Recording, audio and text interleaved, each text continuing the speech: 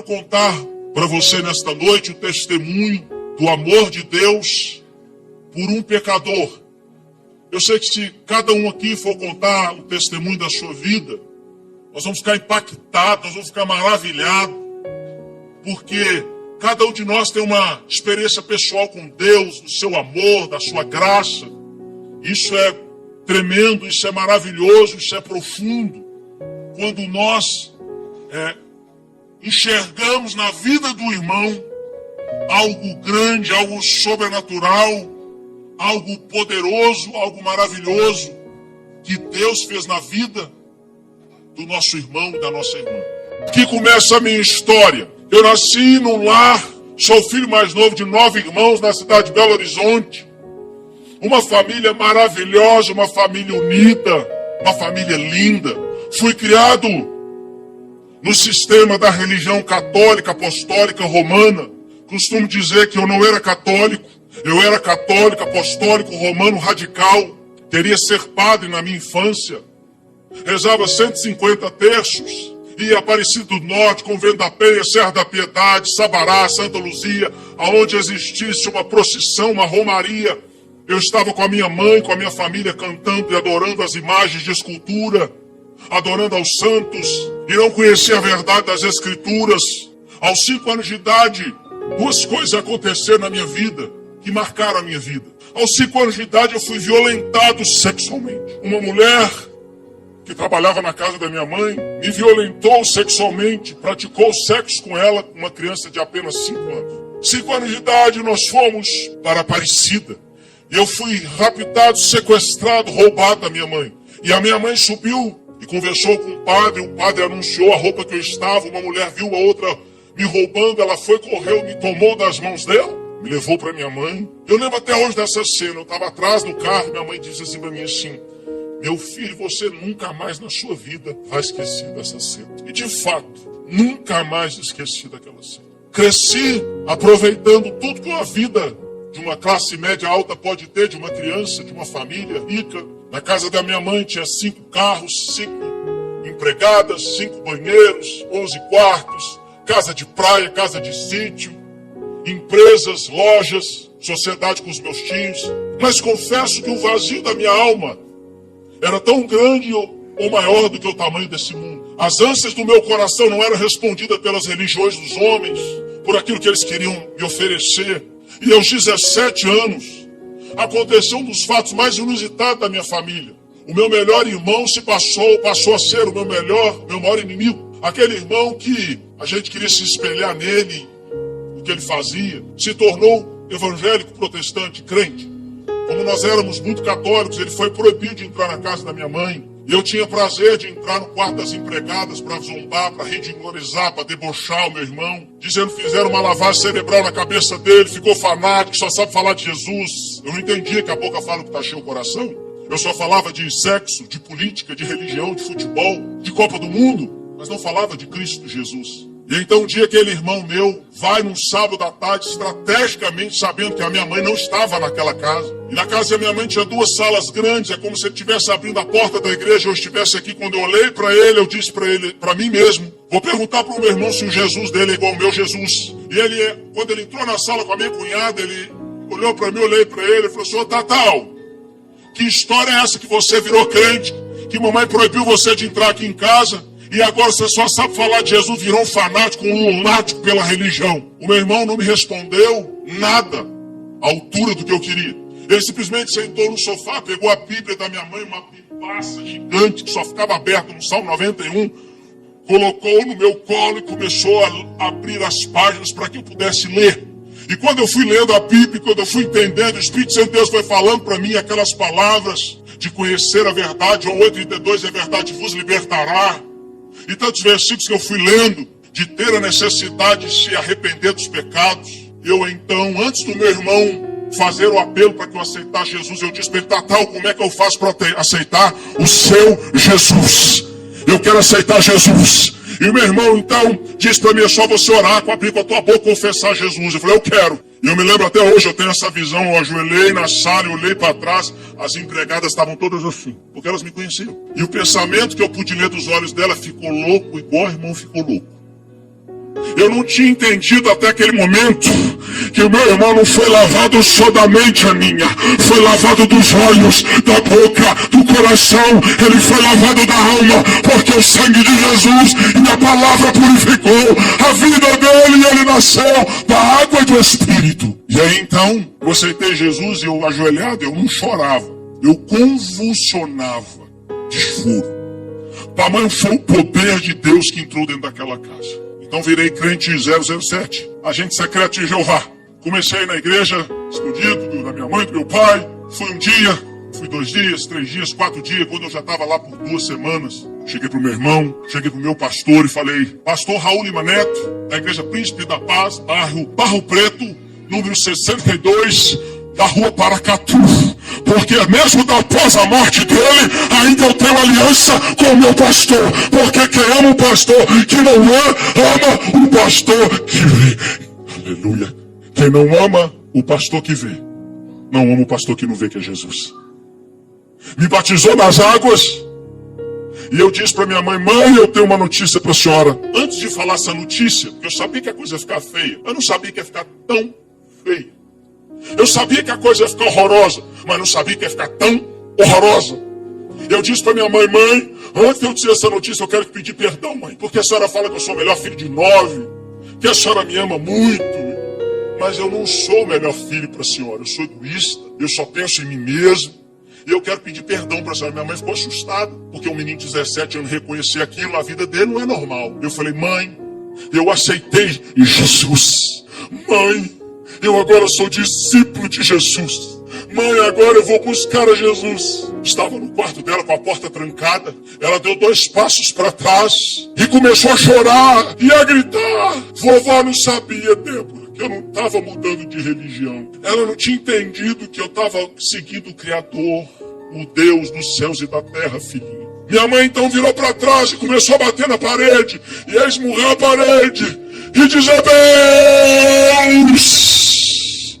E a gritar: porque o Senhor permitiu essa desgraça dentro da minha casa, na minha família? O meu melhor filho virou crente. Minha mãe então pedia a Deus para matar ela, e ela dizia: me mata, e gritando, e eu assustado, não estava entendendo nada, não estava compreendendo nada. De repente, a minha mãe, meu pai tinha 2 revólveres no armário. A minha mãe vai em direção ao armário, ela vai e abre o armário para pegar um revólver. Quando ela foi pegar o revólver para se matar e dar um tiro na cabeça, eu empurrei a minha mãe para trás, chamei as empregadas, elas deram água com açúcar para minha mãe. Minha irmã chegou, tadinha. Ela não tinha entendido que eu não estava seguindo uma religião, mas estava seguindo a Jesus, o Rei da Glória. Minha mãe é acalmada, volta a se recompor. Mas eu quero abrir um parênteses aqui para você entender o que é o mundo espiritual. A minha mãe aceitava filhos que mexiam com droga, com alcoolismo, com bebida, de beber um engradado inteiro sozinho, um irmão meu, 2 irmãos. Mexiam com sexo fora do casamento, mexia com tantas coisas, drogas, prostituição, adultério. E minha mãe aceitava eles. E minha mãe acobertava eles. E minha mãe protegia eles. Mas quando ela descobriu que o melhor filho dela virou crente, a minha mãe chamou dentro do quarto e disse para mim assim: Geraldo, eu não posso aceitar você dentro da minha casa. Eu estou te expulsando para fora de casa, porque eu não posso aceitar você morando comigo dessa maneira. E eu com a roupa do corpo saí para fora da minha casa. Minha mãe me chamou de volta e me fez um pacto, um trato comigo. Ela disse assim: Geraldo, se depois de 3 meses nós vamos comigo, você vai comigo nas igrejas católicas de toda essa região, de segunda a segunda, você não vai ter contato com nenhum pastor, nem com seu irmão, nem com a sua cunhada, com nenhum irmão daquela igreja. Se depois de 3 meses você quiser ser crente, você está liberado para morar na minha casa. Eu falei: fechado, mãe. E de fato, nós íamos em procissões, romarias, no cemitério, rezar para as almas, rezar para as imagens, para os santos. Eu era devoto de tantos santos. Desde o ventre da minha mãe eu fui consagrado a Geraldo Antônio. Meu nome é São Geraldo de Santo Antônio. Dentro do meu quarto existia um altar com mais de 30 imagens de esculturas. Eu não sabia que a Bíblia diz para que você não tenha mais escultura. Eu não sabia que era pecado, que estava nos 10 mandamentos. Acabou o pacto, eu cheguei para minha mãe e falei: mãe, Eu quero seguir a Jesus. E eu vou seguir Jesus. Minha mãe também. Comecei a entender o que é a igreja. Eu ia no culto terça-feira, eu ia no culto quinta-feira, um jovem de 17 anos. Eu ia no culto das vigílias. De meia-noite, na sexta-feira, saía 6 horas da manhã, até tomar café. Era o tempo de ir para casa, tomar banho, trocar de roupa e ficar na loja da minha mãe de 9 às 5 horas da tarde. Porque eu entendi que o melhor lugar para estar é no meio dos irmãos, aonde Deus ordena a bênção, a vida, a vitória para sempre. Então eu comecei a ir na igreja, culto de jovens no sábado, fui batizado nas águas. Eu lembro que aquele dia também foi um dia que marcou a minha vida, porque todo mundo que batizou tinha família. O único que não tinha era eu. A única pessoa que estava do meu lado era o meu irmão. Mas os meus pais não foram, as minhas irmãs não foram, meus irmãos não foram.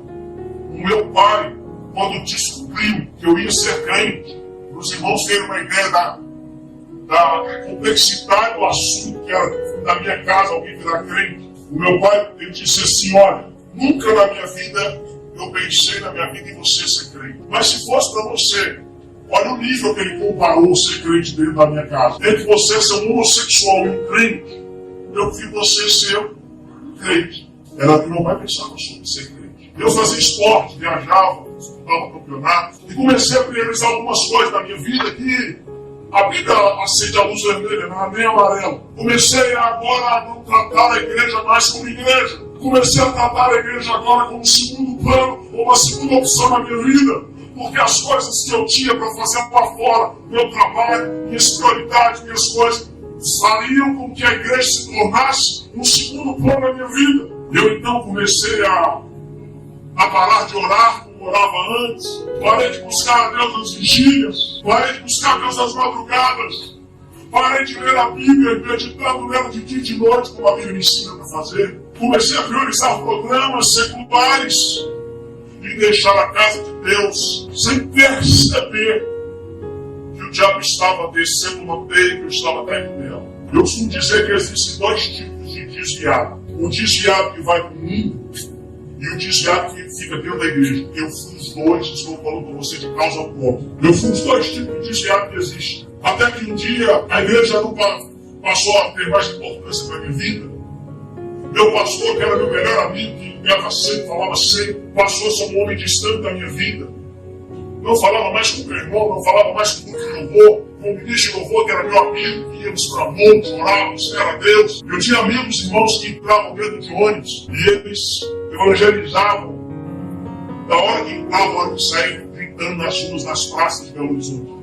Muitas almas foram ver para Jesus por aqueles amigos. Até que um dia eu comecei a me afastar, me esfriar. Se eu perguntasse para você que versículo que o seu pastor mais fala dele, você vai saber que é Provérbios 14, 12. Há caminhos que ao homem parece ser bom, mas o final é caminho de morte. Tinha acabado de comprar um carro, coloquei um somzão no carro. Quem lembra do toca-fita Rodstar do Dojo? Era top, todo mundo que queria um carro turbinado fazia isso. Minha mãe me faz um convite então para a gente ir na praia, para que a gente pudesse ficar na praia e as minhas irmãs ficassem mais tempo. Eu ia deixar o carro lá com ela. No dia 9 de janeiro de 1992, uma quarta-feira, por volta de 9 horas da manhã, eu, minha mãe, minha irmã mais velha, uma empregada e a minha irmã do meio, Dulce, ela assim atrás de mim, minha mãe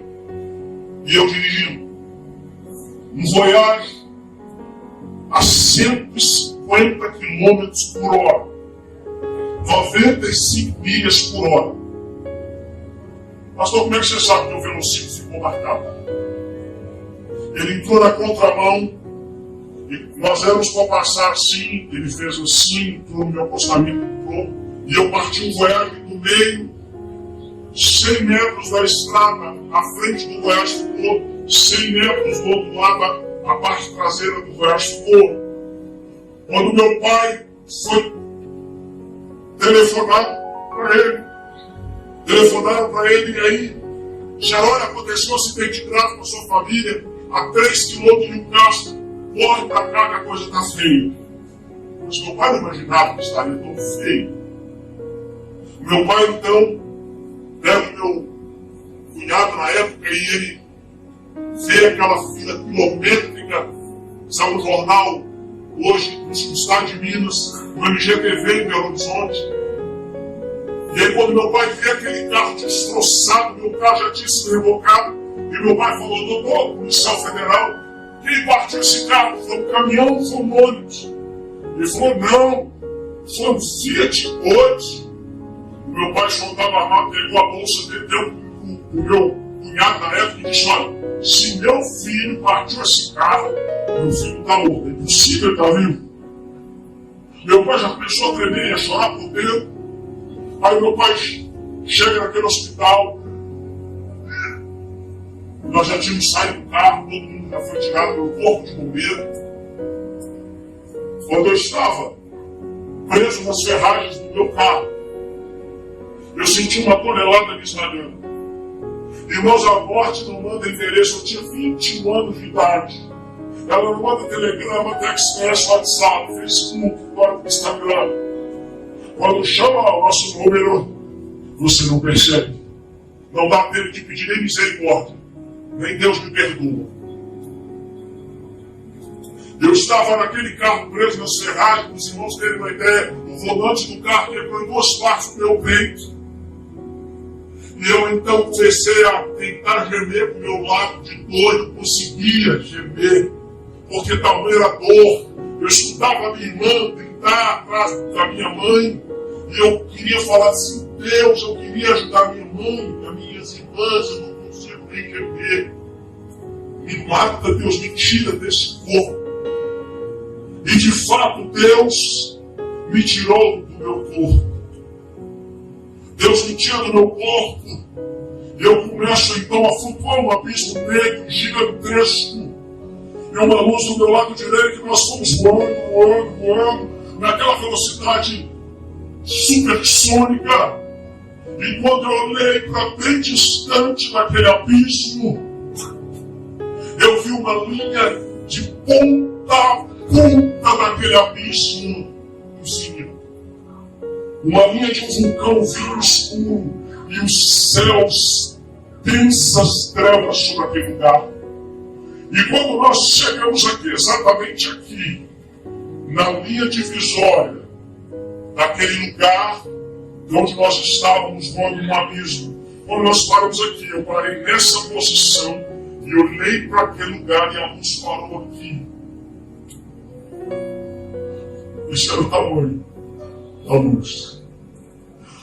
A luz era tão poderosa, irmão, que aquele lugar que era vinho escuro se tornou um fogo amarelo claro. Eu pude ver detalhes daquele lugar. O céu, que era densas trevas, escuras, espessas trevas, se tornou um cinza claro como uma noite nublada, um dia nublado. Eu olhei para aquele lugar com essa consciência, com essa mente. Já estava deitado, morto na estrada. O instituto médico legal enviou um carro para me levar para o necrotério, morto. Levaram todas as pessoas com chance de vida, me colocaram coberto. O carro já foi acionado para me levar para a casa funerária. Estou vendo aquele lugar com essa mente que estou agora vendo você. E a consciência que eu tenho que a alma é eterna. Eu estou no inferno, estou desviado, estou fora da presença de Deus e vou passar a minha eternidade inteira aqui neste fogo do inferno. Mas não entendi. Porque tudo que eu me recordava da Bíblia, de todas as pregações que eu ouvi, diz que as pessoas estavam chorando, rangendo os dentes, ininterruptamente. Naquele lugar não havia ninguém, não havia uma alma, não havia nenhum demônio, nenhuma potestade. Aquele lugar até o dia de hoje está vazio. Não há ninguém que está lá, porque a Bíblia Sagrada diz que a morte e o inferno serão lançados dentro do lago de fogo de Apocalipse. E quem não tem seu nome escrito no livro da vida será lançado dentro do lago de fogo, que arde com fogo e com enxofre. E aquele calor, aquele lugar insuportável para se brincar. Eu olhei para o lado e a luz não falava só audivelmente. ela me varria dos pés à cabeça.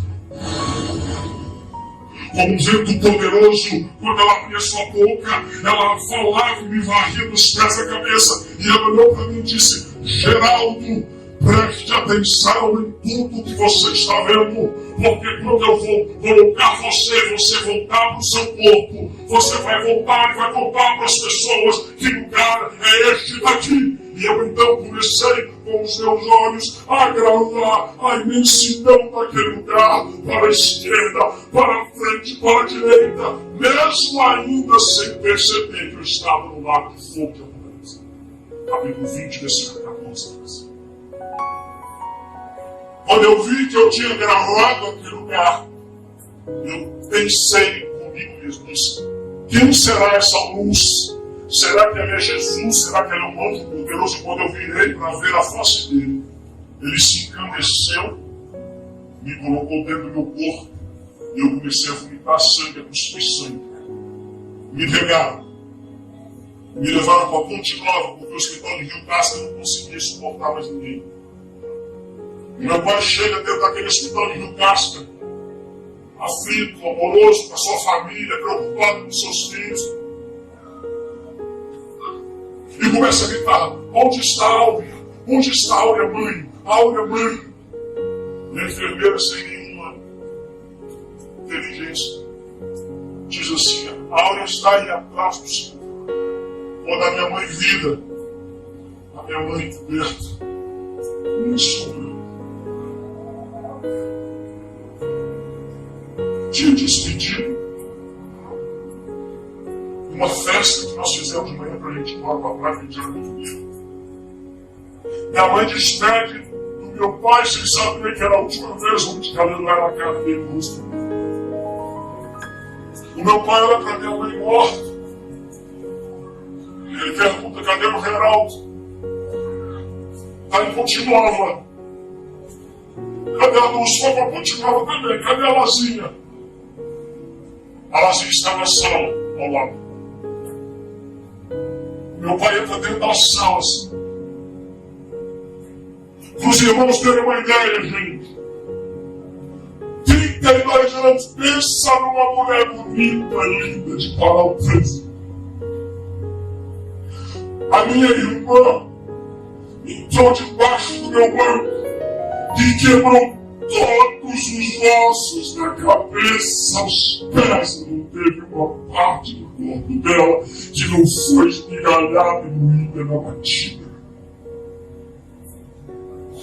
O meu pai chega naquela sala sem entender o que está acontecendo de mal.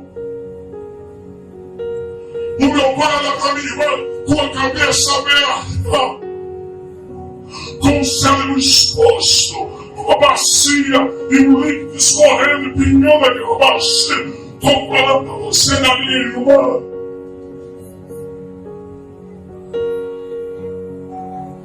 Não, querido. 32 anos, meu amigo. O meu pai começa a chorar e começa a limpar a lágrima e começa a falar: não, essa não é a minha filha. Eu quero a minha filha. Aonde está? Onde ela está?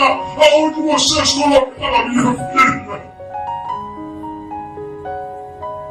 Juntaram os enfermeiros querendo apagar. O pai falou: não me apaga não, pelo amor de Deus, eu preciso viver isso. Não me apaga não, para vocês. Quando eu voltar, fui levado para Ponte Nova às pressas. O laudo médico me registrou com perda de 3,5 litros de sangue. Me deu hemorragia interna. Eu quebrei a minha parte, mais de fratura múltipla de mais de 7 partes. O médico não conseguiu contar os pedaços de osso quebrado e arrancado. Quebrei o pé esquerdo. Tive hemorragia interna. Me colocaram os dedos para tirar o sangue. Antes do médico me examinar, me tratar, ele me examinou, chegou para a enfermeira e falou assim: deixa esse rapaz no corredor, presta atenção, querido. Eu vou falar uma coisa para vocês. Chegou o presidente e disse: deixa esse rapaz no corredor. É impossível ele sobreviver. E de fato, me deixaram no corredor. E meia hora depois, a enfermeira passou por mim, chegou a mim, viu respirando, e falou assim: doutor, é melhor o senhor vir olhar este rapaz, porque Deus não quer levar ele, não. Olha ele. Querido, deixa eu dizer uma coisa para você. Ainda que o diabo e o inferno tenham colocado um ponto final na tua história, tenham colocado que você já era, aonde Deus colocar uma vírgula, vai dar fruto na tua casa, vai dar fruto na tua família, vai dar vitória de Deus na tua vida, porque é Deus do que aquele que está vindo. Podem até ter te colocado no corredor. Jesus passa pelo corredor de hospital para dar vida para quem está morrendo. Porque ele é Deus dos céus e da terra, Deus de todo poder. O médico, então, que operou 13 anos no melhor hospital de Minas Gerais, sobre acidentado de acidente, atropelamento, ele chega com o meu baixo na mão, todo destruído, retalhado. Ele disse assim: seu Arthur, nem atropelamento de caminhão, nem atropelamento de ônibus. Eu já vi um baixo desse na minha vida. Seu filho não está mais nas nossas mãos, está nas mãos do médico que disse do meu pai. Tomei mais de 200 pontos no corpo, da cabeça aos pés. Na batida eu fui lançado para fora, minha cabeça para fora. Quando eu voltei para trás, eu cortei minha cabeça. Fiquei num totalmente cego, com catarata traumática. Tomei 5 pontos no olho. Estava em Ponte Nova e no outro dia não pude ir de ambulância para Belo Horizonte. Tive que ser transferido numa UTI móvel. Cheguei em Belo Horizonte às 9 horas da manhã. O médico que estava me examinando olhou para minha irmã: seu irmão já morreu, não é verdade? E às 9 horas da manhã, meu irmão, que é meu pai na fé, estava orando, dizendo para Deus assim: Deus, o Senhor já matou minha mãe, o Senhor vai levar minha irmã, mas não leve ela não. Faz dele o pregador da tua palavra para pregar o teu evangelho do mundo afora.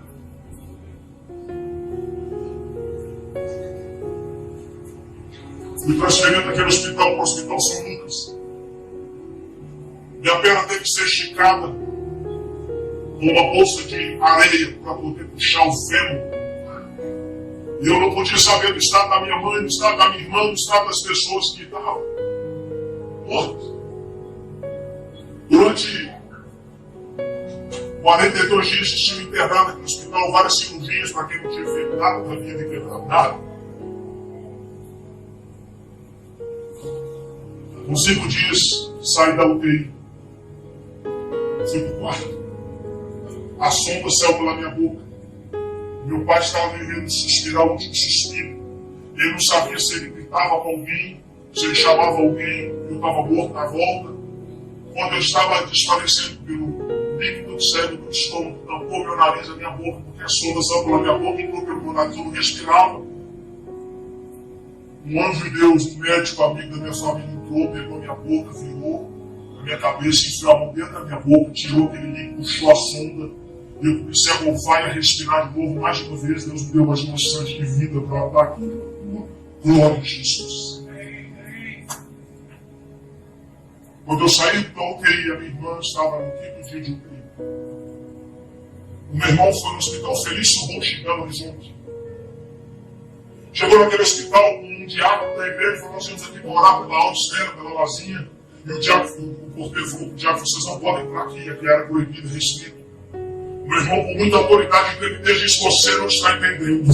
Eu não vim aqui como irmã da Áurea. Eu vim aqui como servo do Deus vivo. E você vai deixar ou vai detestar o TI, porque eu preciso pregar para minha irmã a palavra da salvação. E meu irmão, então, entrou naquele UTI. E minha irmã, em coma profundo, não induzido, com a sua vida toda destruída, toda estraçalhada.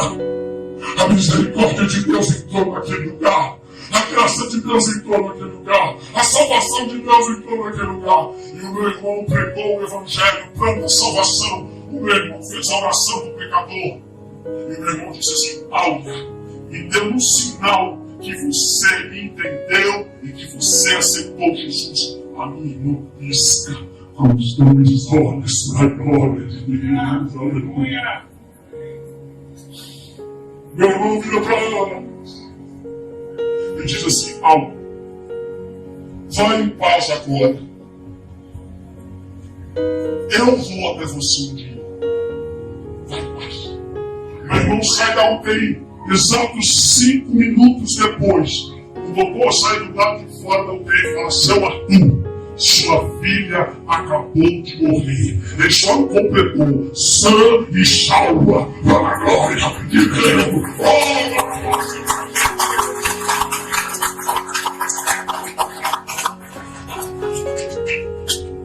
Mais ou menos 35 dias de hospital, minha irmã viva foi me escrever.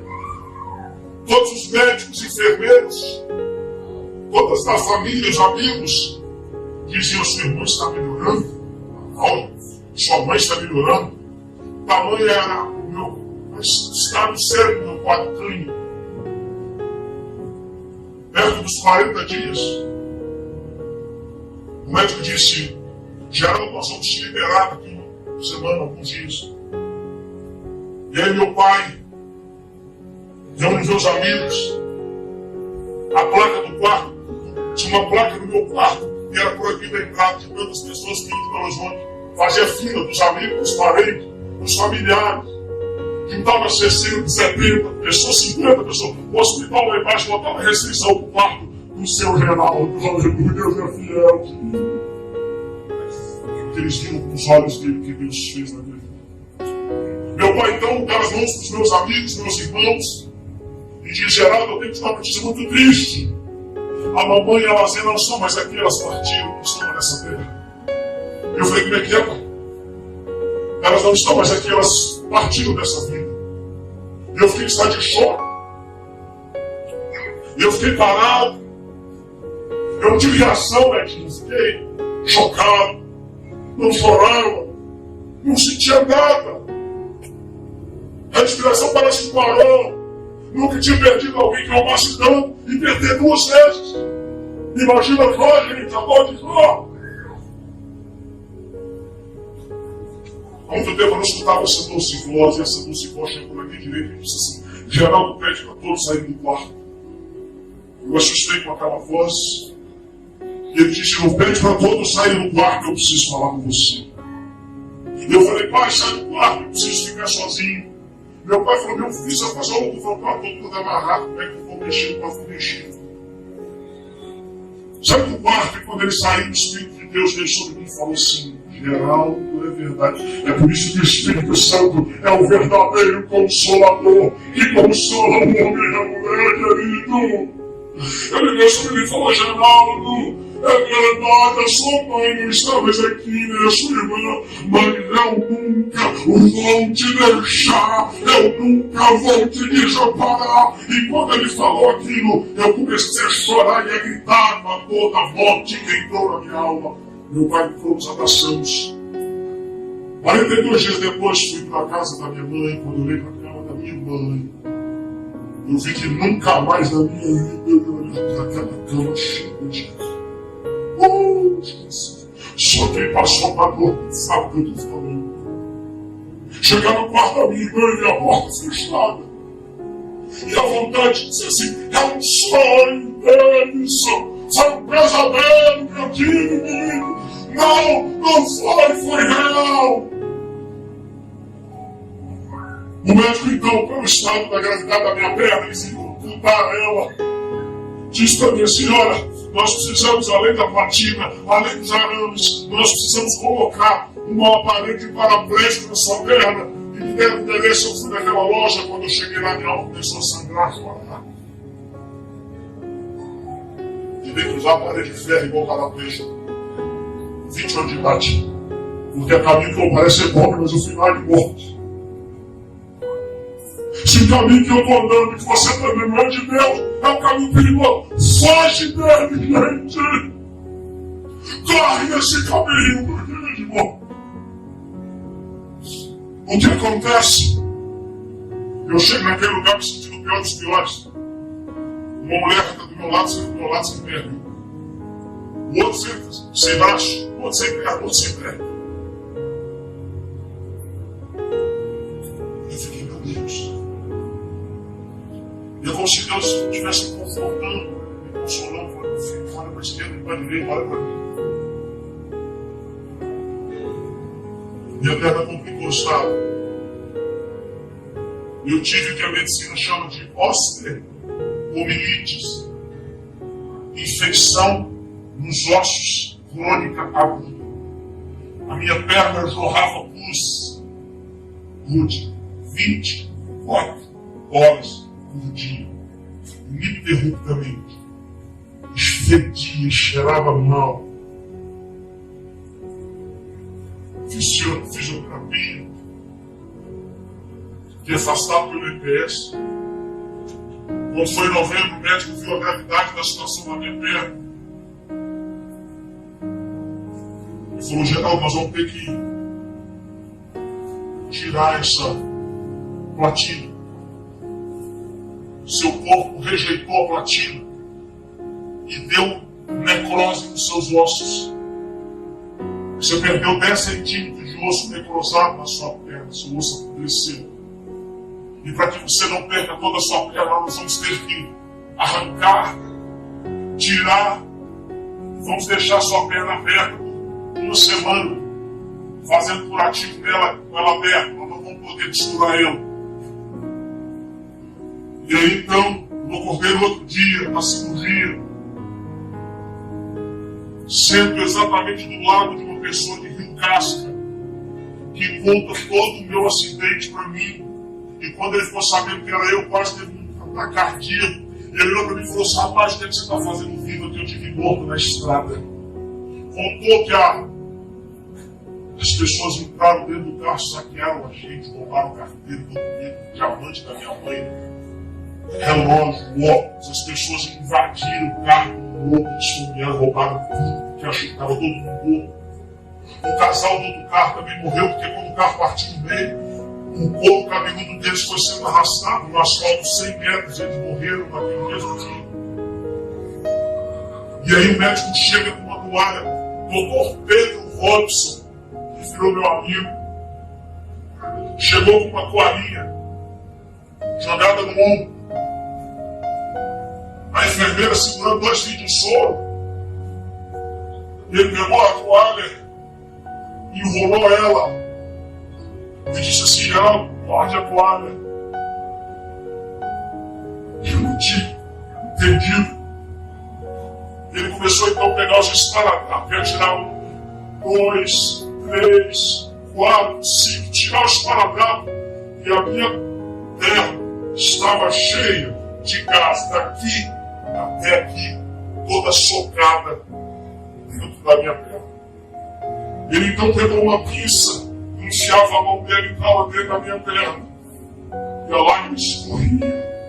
Ele pegava a gás, arrancava a perna junta e falava assim, segura firme, Geraldo.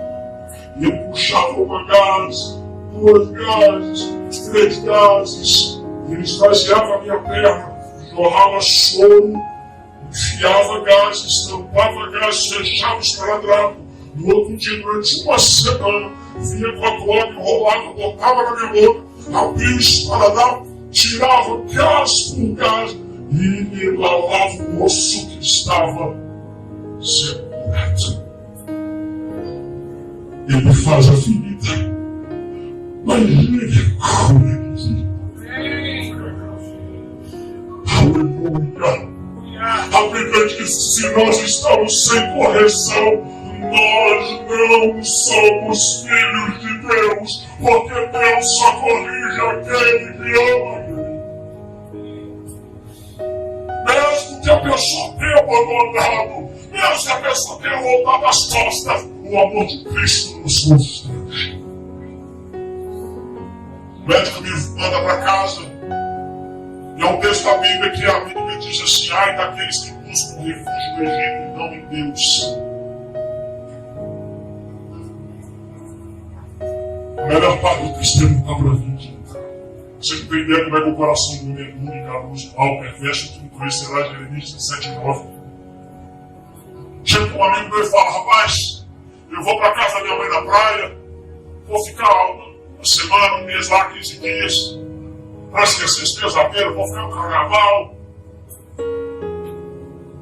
Não voltei para a igreja, não voltei para a casa do pai, não voltei para estar junto com os irmãos.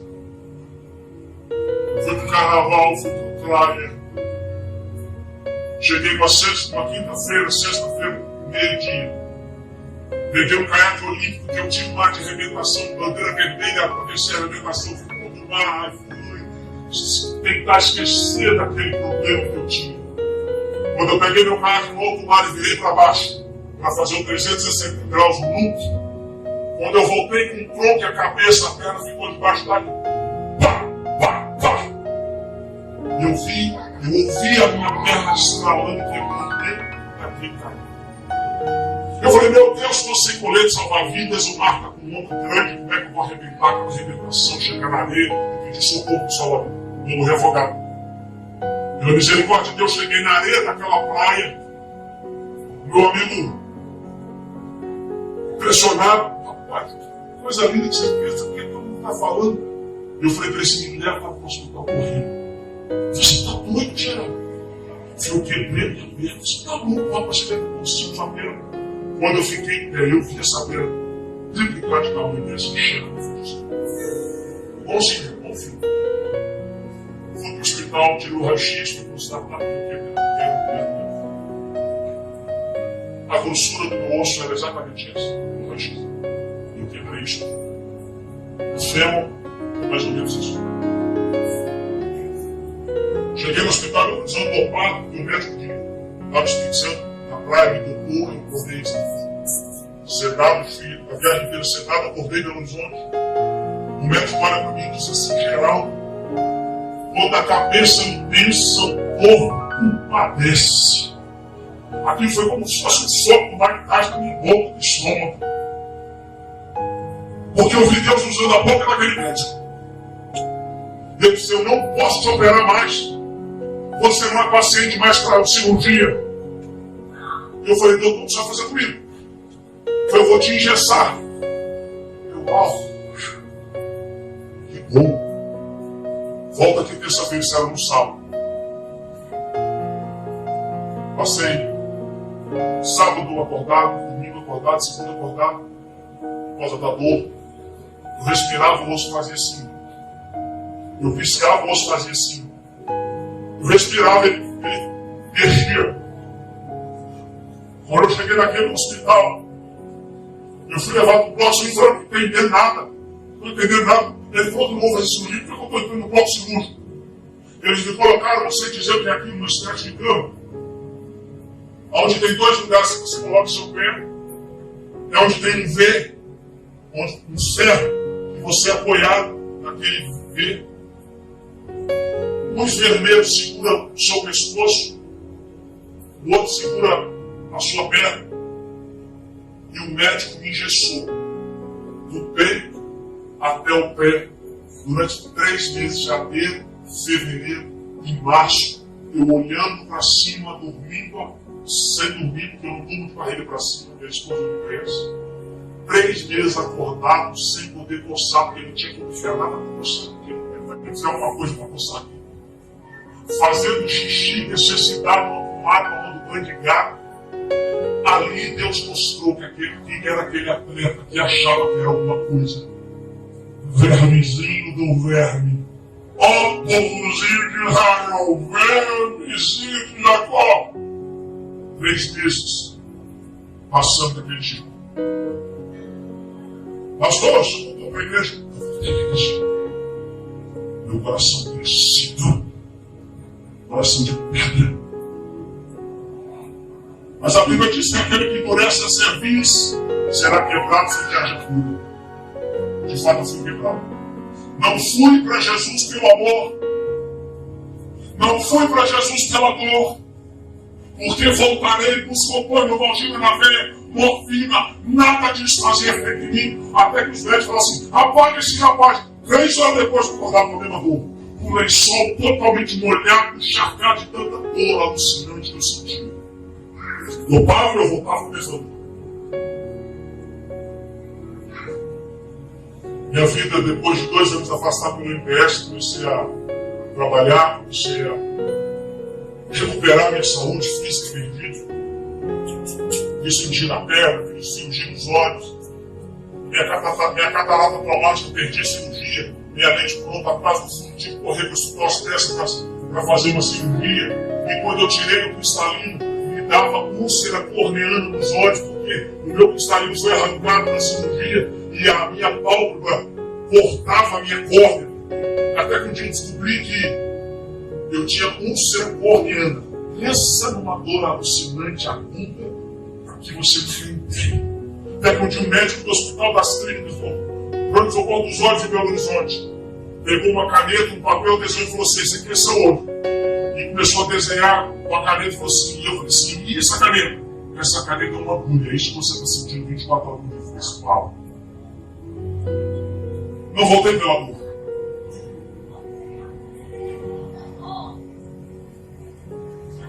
A Bíblia diz que o filho pródigo nunca se quis. Caiu em si. Comecei a fazer programa de televisão. Pastor Josimar Salom foi um dia na minha casa, depois da cirurgia, e a minha perna começou a dar febre. E a minha perna começou a inchar, e ele orou comigo naquele dia. A minha perna explodiu com uma mangueira de sangue jorrando na parede do meu quarto, da cama, dos lençóis. E eu liguei pro doutor, falou, doutor, o sangue não quer parar, parece uma mangueira. E ele falou, calma, Jesus, vai sair, a sua infecção vai acabar. E para a glória de Deus, aquela osteomielite foi tirada da minha vida para a glória de Deus. Aparecia na televisão, Fantástico, Jornal Nacional, CNN. Quando eu estava conversando com o pastor Josimar, ele lembra quando ele fez a campanha para que a gente pudesse aparecer na CNN, Fantástico, Jornal Nacional, todos os jornais escritos no Brasil, todas as televisões cobriram a reportagem que eu fiz sobre a descida do Rio, no dia Mundial do Meio Ambiente. Fui convidado para fazer um programa de televisão cuja foto do programa era uma foto minha descendo o Rio.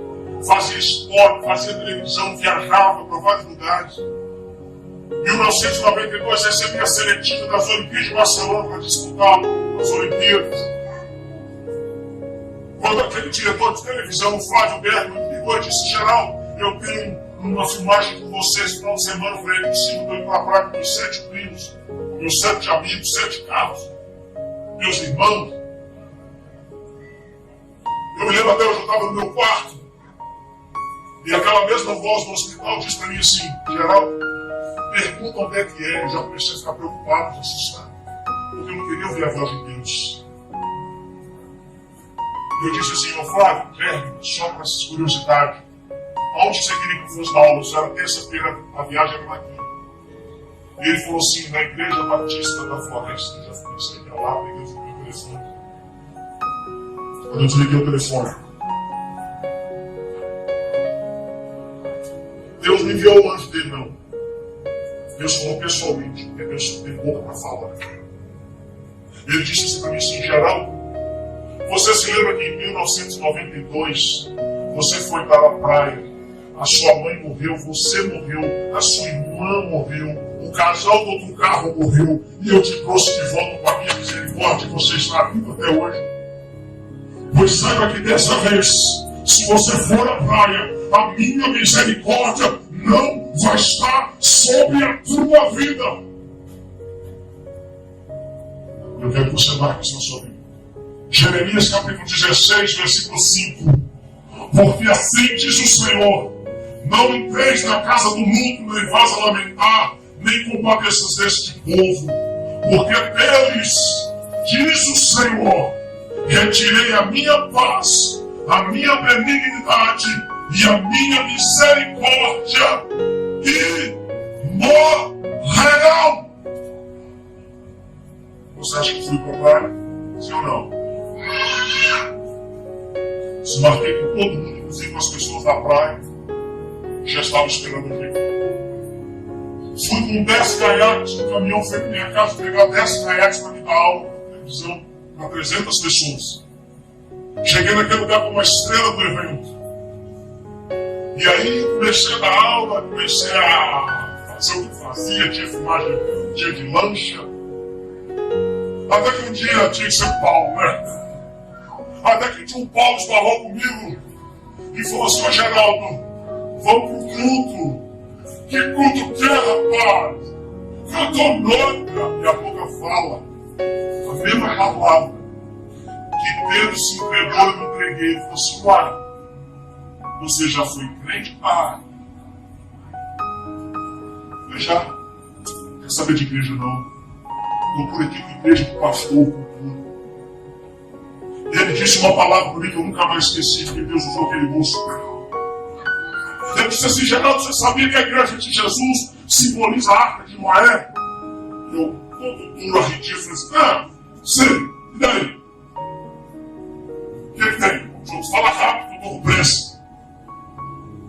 Você sabia que dentro da arca tem cocô de cavalo, de boi, tem xixi de vaca, tem coisa que fede dentro da arca? Mas fora da arca tem cadáver podre boiando nas águas do pecado. Aonde você quer ficar, rapaz? Você quer estar na presença de Deus? Ou você quer estar nas águas podres do pecado boiando morto? Meus constantes que não dormia aquele dia, ele só falaria um versículo da Bíblia, que ele fosse dizer para mim. Outro dia de manhã eu fui no culto, e a mesa de som é aqui, a última pessoa que fica na mesa de som é aqui, não é verdade? Eu estava aqui. O pastor então começa a pregar, o pastor Edmilson da Igreja Batista chama Vida Londrina, Paraná. Começa a pegar um saco preto e fala assim: você se encontra assim, querido. Você pegou o bicho do mundo. Você está cheio das coisas do mundo. É por isso que você não dá valor para a igreja. É por isso que você não dá valor para o teu irmão. É por isso que você fala mal do teu pastor. E ele começou a pregar e tinha aquele saco. Eu falei: meu Deus, quem contou minha vida para ele? Ele está falando para mim. Esse cara sou eu. Ele pegou aquele saco pesado, sujo. Mas nessa manhã Deus quer mudar a tua história. E ele pegou aquele saco e jogou tudo no chão do corpo, aquela lambança, casca de banana, maçã, tudo podre, sujo. E assim que meu coração estava, ele falou: vem pra frente. Deus quer mudar a sua história. Eu não fui. Tive vergonha porque eu era estrela daquele lugar. Acabou o culto. Eu cheguei pro pastor: pastor, eu sei que o senhor está ocupado aí, eu também estou e tal agora. Mas eu queria falar uma coisa com o senhor. Nós somos por meio da floresta, nós dois sentamos no chão. Eu contei a minha vida para você, para ele, eu contei para você. E quando eu contava a minha vida para ele, ele só não chorava, ele urrava.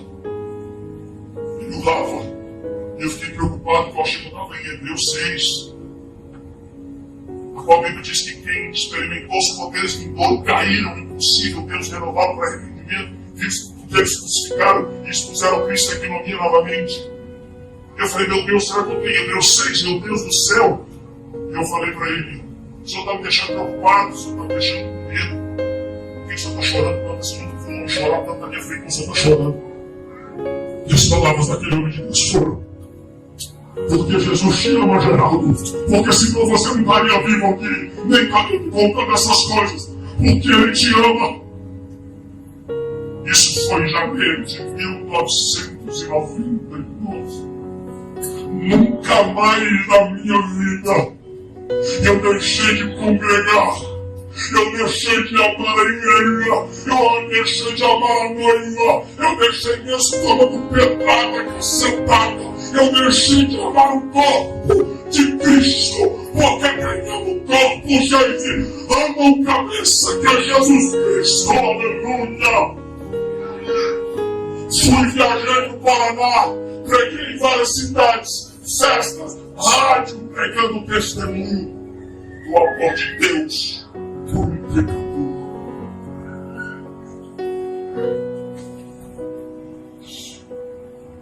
Sabe o que a Bíblia diz?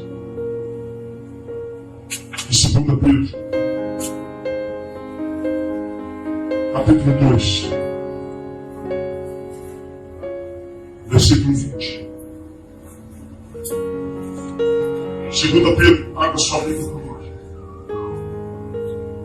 Versículo 20.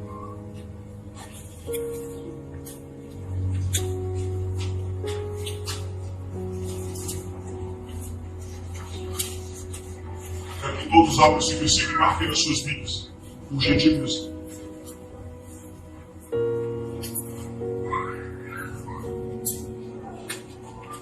Segunda Pedro 2,20, antes de João, antes de Apocalipse, facinho, depois de Hebreus, Tiago. Você vai encontrar o livro, a segunda carta de Pedro, capítulo 2, versículo 20, que diz: porquanto, se depois de terem escapado das corrupções do mundo, pelo conhecimento do Senhor e Salvador Jesus Cristo, forem outra vez envolvidos nelas e vencidos, tornou-se-lhe o último estado pior do que o primeiro, porque melhor lhes fora não conhecerem o caminho da justiça do que conhecendo o desviarem-se do santo mandamento que lhes fora dado. Deste modo sobreveio-lhes o que por um verdadeiro provérbio se diz: o cão voltou ao seu próprio vômito e a porca lavada ao escorradouro de lama.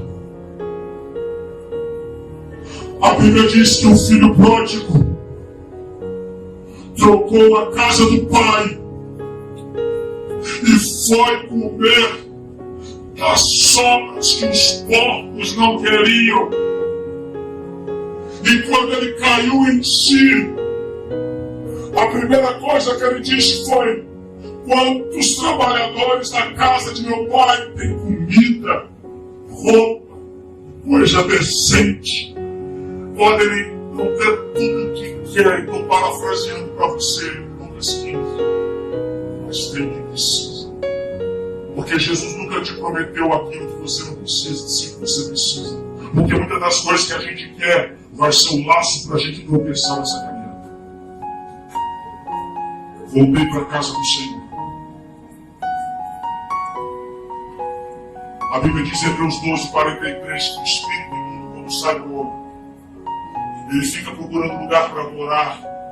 E olhou para a casa e viu ela varrida, ornamentada, que o Espírito Santo varreu, limpou e ornamentou. Mas olha e não vê mais o Espírito Santo, a presença de Deus. Por isso Paulo diz: não entristeçais o Espírito Santo, não apagueis o Espírito Santo. Porque o Espírito Santo, quando sai, ele não avisa do alto, do fora. Ele sai e não avisa, como aconteceu com Sansão. Sansão, pela terceira vez, se levantou e disse: vou levantar outra vez como os filisteus como antes. Não percebeu que o Senhor se tinha apartado dele. E vem 7 demônios piores do que aquilo e entram dentro da vida daquela pessoa. Escute, o que o ímpio não faz, o desviado faz. Escute, igreja, a boca Deus está falando. O que o ímpio, o bandido perdido, não faz espiritualmente. Um desviado dentro da igreja, fora da igreja, faz. Porque tornou-se o último estado pior.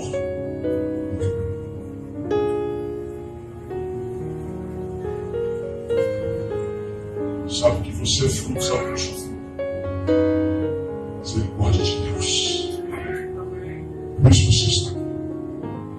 Você é fruto do grande amor de Deus que nos constrói. Eu queria chamar todo o grupo de louvor para vir aqui agora na frente. E queria convidar toda a igreja para vir aqui na frente. Toda a igreja.